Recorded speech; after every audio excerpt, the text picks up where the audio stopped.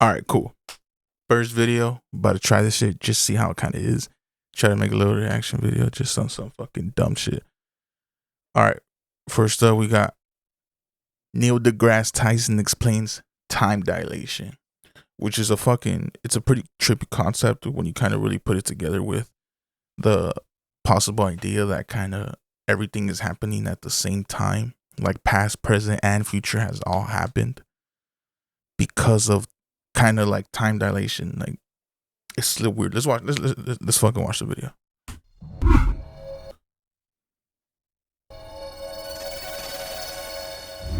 I still lose sleep over this fact. Okay. I still lose sleep over it. And I want you to lose sleep too. I don't want to be the only one staring at the ceiling at night. I'm going to tell you, a lot of things already beat you to that. Oh, sure. I mean, the asteroid strike that could happen, Yeah, or the exactly. right, or the global warming. I mean, shit, there's a lot of shit to lose sleep over right now. But I guess time dilation is the one that's really fucking with Neil deGrasse Tyson, eh? All right. So here it is. You may remember, or you may have heard, that Einstein's relativity, Right. More specifically, you learn this in special theory of relativity, where the faster you move, Right. the slower time ticks for you, Right. as others view it. Relative okay? to the observer. Relative to the observer, correct. You don't know anything's happening. Right. Your clock still ticks as far, you still got your heartbeat, all of this.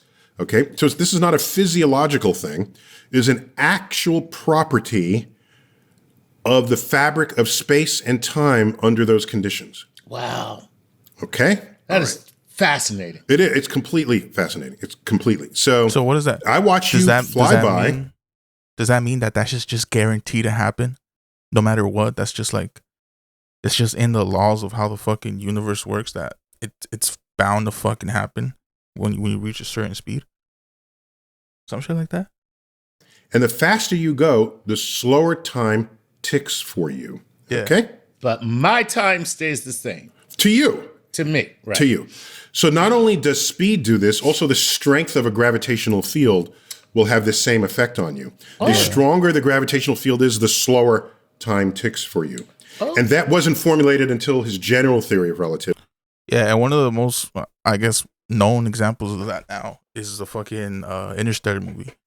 When they visit that planet that's really close to like a black hole, and I guess the gravity of it just makes time dilation fucking go, I guess, stupid, you know?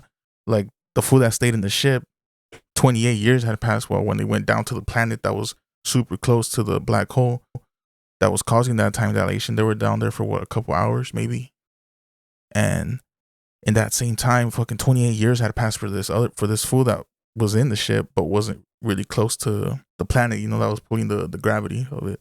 I've waited years. How many years? By now it must be. It's 23 years, 4 months, 8 days.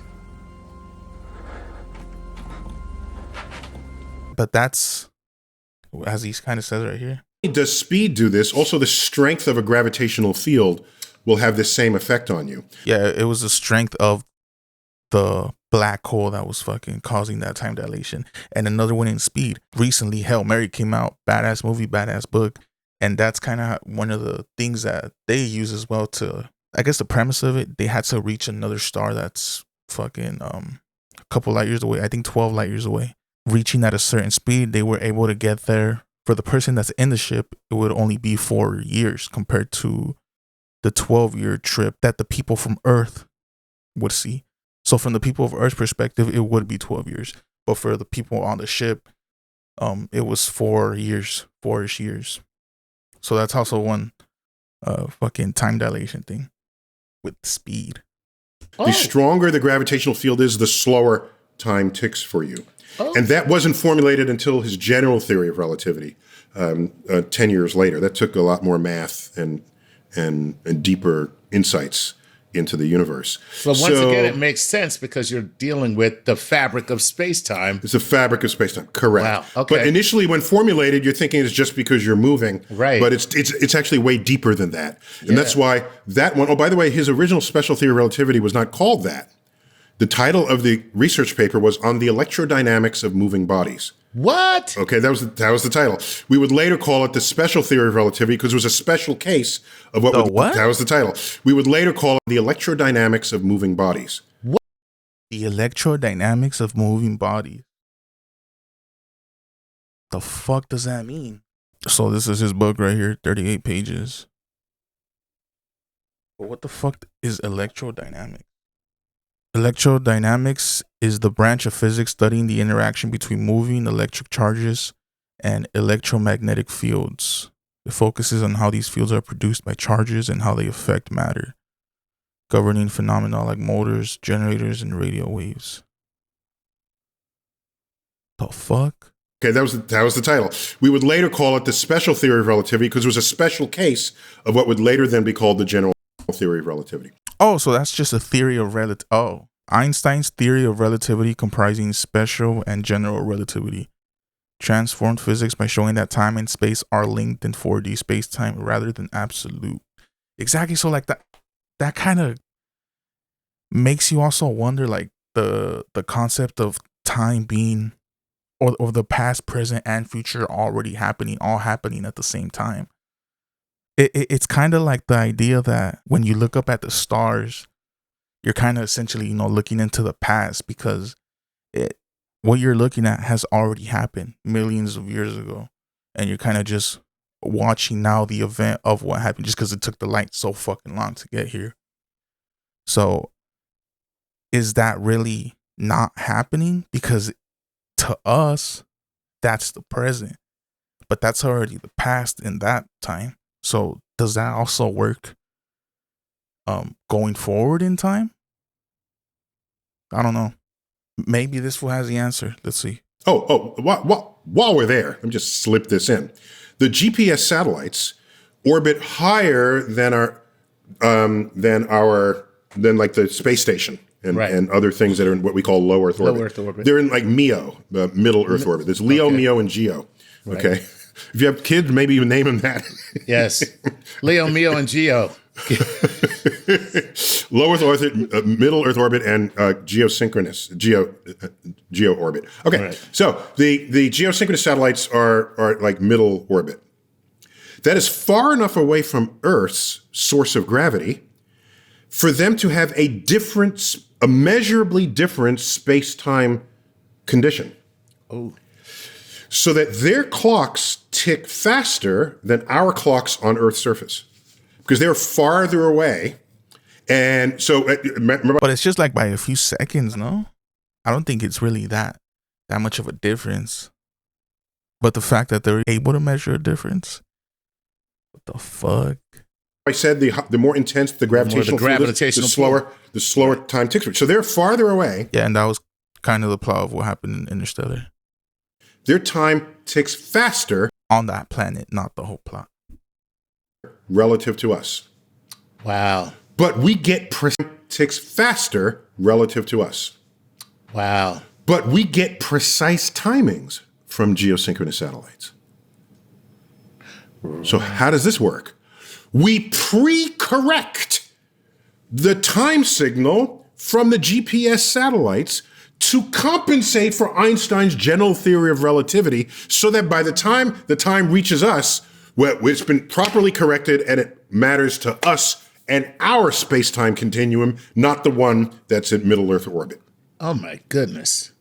So the clock is already like a couple seconds into like ahead or behind to compensate for that time difference? How the fuck does that work? So would it be a constant time or would it like kind of vary throughout its flight or whatever, depending on where it is in the atmosphere, like high or low? But I mean, I guess yeah, that would make sense. Damn, it's crazy. Even the satellites that are pretty fucking low here get that time dilation. Shit, Einstein was That fool was right. So GPS couldn't work as accurately as it does. However, wait a minute. What? I'm sorry, just for me. You would have to have a standard in order to pre-correct something. You know the rate at which its time is speeding up because you can calculate what the gravitational field is up there. There you go. There you go. Okay. Okay. That's what I was- Okay. yeah. And once you calculate that, then you do and you say, oh my gosh, the formula works. Einstein was right. Right. All right. This is not just something on a That fool- high that fool theory, was right. By the way. hypothesized that may or may not be true. It is true. I just want to be there when that phrase is uttered. Oh my God, Einstein was right. Now you're like, oh shit. I think this was onto something. How long did it go before motherfuckers decided to finally accept what it is that this fool fucking came up with? But that also does sound kind of fucking crazy. Like, what do you mean time slows down when you're kind of just slightly out of the fucking atmosphere? What do you mean time slows down drastically when you're fucking traveling at near speed of light, or when you're next to a fucking black hole? That's fucking, I guess that's Einstein for you. That's Einstein for us right there. Yeah, these aren't just cult heroes that we wish they were right. Right. These are real. This is real. Okay, this is the real universe we're talking about here. Okay, so now watch. Let's keep going faster and faster. Let's go half the speed of light, three-quarters the speed, 90% the speed of light, 99% the speed of light. Time is ticking slower and slower and slower. For you, you will watch the whole future history of the universe unfold in front of your eyes as fractions of a second go by for you. As you go 99, there's a formula for this, of course, but 99. Yeah, so because time is moving slow for you, or is it moving? It's moving slow for you. No, it's moving slow for everybody else. It's moving fast for you because 12 years. I'm kind of thinking of the book in Hail Mary. It was a 12 light year distance. It took him 4 light years. No, it was like 9 or 10 light years, but it would be a 12-year trip. It took him 4 years. So in 4 years, he would have seen that entire future. And I guess from their perspective, looking at the ship or him or whatever, he would just be moving super fucking slow. So I guess you really can look into the future. So then, are the past, present, and future all happening at the same time? That's for another video. But let me see this shit. 99.99% the speed of light. Because you're the observer of that. But for you, your time has slowed to the point where as you observe the things that are not moving at the speed of light, you see them Speeding, basically, correct. you see Speeding them up. unfold. Correct. Boom. God. Correct. That is Okay. insane. So now watch. Oh my God. Wait. No, watch. Okay. Wow. So, I didn't even get to the part where I lose sleep. Okay. Okay, that's what happens. By the way, there are particles that decay. You've heard of like radioactivity, right? Yes. It's right. one part, it decays and becomes another part and releases often deadly energy. Yes. Okay, radioactivity. All right. Some particles, let's take, for example, the proton or the muon. One of these it decays in like 6 minutes when it's left out in the wild. Okay, when it's not part of an atom. Okay. When it's not in captivity, I forgot which of these, but it doesn't matter for my example. Decays in like 6 minutes. Okay. Okay. What happens if you take that particle and speed it up in a particle accelerator? So you take a community of these particles, speed them up, calculate, wait a minute, the internal wristwatch on these clocks says they should live longer. And sure enough, their decay time takes longer. Wow. That's, oh my God. Wait, what Yes. Yes. what the fuck does that mean? Hold on, I need to hear that again. Community of these particles, speed them up, calculate, wait a minute, the internal wristwatch on these clocks says they should live longer. And sure enough, their decay time takes longer. Wow. Is that how they figured this out? Through the particle accelerator? Or is that how they were able to like really, I guess, like, I guess, confirm this whole shit. That's, oh my God. Yes. Yes. So oh, wow. Yes. And that becomes living proof of what Einstein said. Yes, because we can't go half the speed of light. Right. But you can accelerate a particle to do that. Yes. And it has an internal built-in clock that decays after a certain amount of time. And there they are taking longer to decay in the exact amount that Einstein predicts. That is genius. So we don't make this stuff up, okay? Yeah. Yes, it is genius. It's like triple genius. All right. Now, let's take this to an extreme level. Right. Let's go so fast that we're going the speed of light itself. Right. Well, we can't do that because we're made of material substance, and there's no way to do that. But there are things that travel at the speed of light. And what is that? 99.9? Those would be photons. Yes. Thank you. I like those would be, I like your finger gesture. That would be, I would say, what travels at the speed of light? Light does. Yeah. Okay. I was about to say light. So if photons Obviously, fucking light, yeah. had a clock, the clock would never tick. Nice. Which means when I go to a mountaintop, as I did in graduate school, to observe the center of the Milky Way galaxy for stars that emitted their light 30,000 years ago, traveling through the gaps of interstellar space, and they move through space, come through Earth's atmosphere, they come down into the telescope, they reflect, go back to my detector, and land on my CCD chip. That photon, when it was born,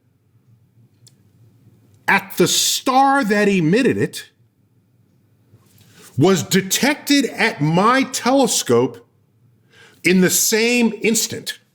Wow. According to the photon itself. Live fast, die hard. The photon. So it already knew what its destination was going to be in the future? Huh? The photon has no knowledge of that trip. Right. Because time did not exist for it. Oh, that's great. And I'm So it was saddened like- that many of these It photons. was like it just happened in an instant because time isn't a factor for light. But we measure in light years. So how? Let me see if this one has an explanation because I don't fucking know. Hey, we're all learning right here, okay? We all don't know shit. Let's see what fucking Neil says. Photons like hit people tanning on the beach, you know, and imagine traveling 30,000 years and land on someone's buttocks. Yep, when very you could have sad. with the telescopes I collected, I'm now decoding the nature of the universe. And some photons go right on by. I mean, I don't know if that's a bad route to take, you know, but to each his own. Earth and are still moving, but they have no internal time clock. Wow. And they're just traveling through like, I hope when I'm born, I hit a telescope. Bam! You're born and you hit a telescope. Fuck. Yeah. That would be an interesting. But what do I want to be when I grow up, or or the instant I am emitted, where am I going to be? Where absorbed? would I like to be? Yeah. Right. And so, just the idea that light can move across the universe and have no and not age. This is a fascinating fact to me. Wow. So, yeah. That is more than fascinating. Yeah. I mean, that's mind-boggling. Yeah. So that is light, the age of light. It's like it doesn't age at all. I am convinced that all of you guys secretly microdose and smoke weed. For real, bro. Like, That's another episode. That's what I'm saying. Another episode. All right, Chuck, we're calling it quits there. All right. Mysteries of light and time. Neil deGrasse Tyson here. Keep looking out. yeah, this whole shit's just a fucking crazy ass concept. This shit's trippy. That was Neil deGrasse Tyson explains time dilation. Star Talk.